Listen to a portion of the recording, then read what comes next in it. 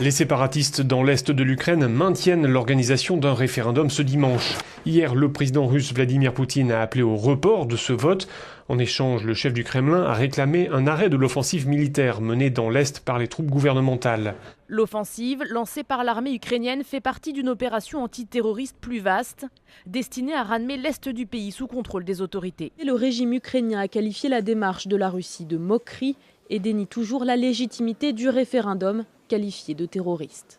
Il y a, semble-t-il, une petite ouverture de Poutine, puisque il a demandé à ces hommes cagoulés de renoncer au référendum.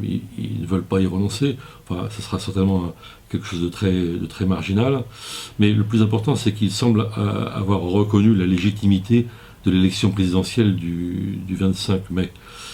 Or, c'était un grand paradoxe de ne pas reconnaître cette élection, tout en disant que le gouvernement provisoire était illégitime, ce qui est vrai, puisqu'il est le produit indirect, disons, d'un soulèvement, et il n'y a que les élections qui peuvent légitimer un nouveau gouvernement. Donc ça, c'est une vraie avancée. Maintenant, avec Poutine, depuis le début, on ne sait pas s'il joue double jeu, si il jubile à l'idée que ces hommes cagoulés refusent de renoncer au référendum, tout en se donnant lui une petite ouverture diplomatique.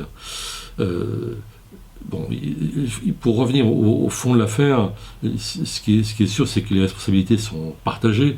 Mais chronologiquement, c'est pas la même chose. C'est-à-dire que les Occidentaux ont une responsabilité historique absolument accablante qui nous conduit à remonter à 2 décennies en amont, parce qu'au moment du démantèlement de l'Union soviétique, il y a eu cette avidité obscène de transformer en casino l'économie ex-soviétique et tout l'espace ex-soviétique, Ukraine comprise.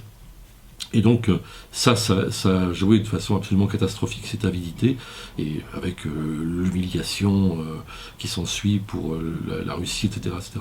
Donc on peut dire que la responsabilité première, profonde, elle est là.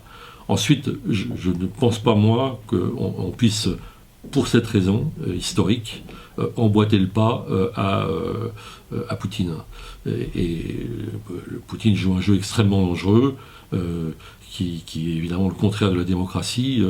D'abord, il a caractérisé sans cesse la révolution de la place Maïdan comme une révolution fasciste, et il a réactivé, disons, une sorte de retour sur la Deuxième Guerre mondiale avec une Union soviétique qui résiste au nazisme. Or, c'est quand même pas du tout ça le film aujourd'hui. Il y a eu un soulèvement démocratique, en plus contre un homme à lui, Yanukovych, un régime qui ressemble comme 2 gouttes d'eau et parfois 2 gouttes de sang au régime russe. Donc c'est ça, la révolution de la place Maïdan. Ensuite, il est vrai, un peu à l'image de la Syrie d'ailleurs, que quand il y a eu le début de la répression, eh bien ce sont les gros bras, et donc les courants extrémistes, fascistes, ultranationalistes en tout cas, qui ont pris le devant de la scène. Mais ça ne dénature pas la révolution démocratique, la place Maïdan. Donc je crois qu'il faut pas tomber dans évidemment pas dans une vision binaire, mais il ne faut pas, au nom des critiques que l'on peut et que l'on doit exprimer contre l'attitude des Occidentaux dans cette affaire, leur responsabilité historique, le fait que également ils aient regardé la révolution de la place Maïdan avec une sorte de jubilation, sans se soucier, disons, des différences culturelles et sociales, et en particulier à l'est du pays, alors qu'ils auraient dû inviter à la prudence, ils auraient dû négocier avec Poutine et avec ces gens de l'Ukraine orientale. Ils ont au contraire regardé ça avec une sorte d'enthousiasme coupable.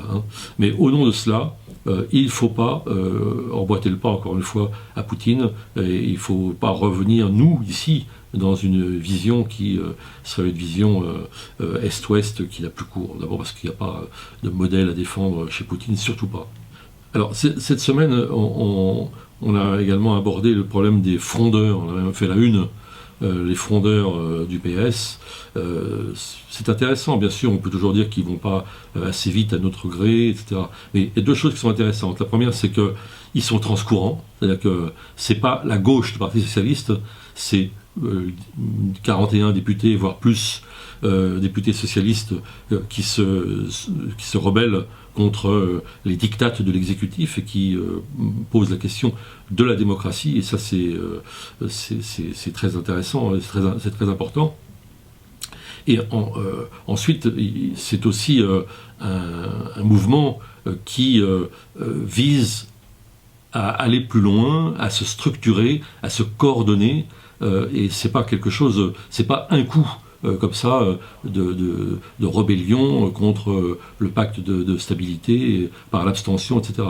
Ça c'est important parce qu'on a l'impression, alors si ces gens-là disent vrai et si ils ne se dissolvent pas au gré de la politique au quotidien, on a l'impression que c'est vraiment quelque chose qui s'organise et qui pose aussi le problème du dialogue avec les autres forces de l'autre gauche, comme on dit, même si celui qu'on a interviewé cette semaine, Pouria Amirchahi, refuse l'idée de deux gauches, avec un mur entre les deux. Je pense d'ailleurs qu'il a raison, parce qu'il faut ce dialogue, et il faut que l'ensemble de ces mouvances puissent, en effet, réfléchir ensemble à défendre le principe même de la gauche qui est menacée aujourd'hui par la politique libérale de Hollande.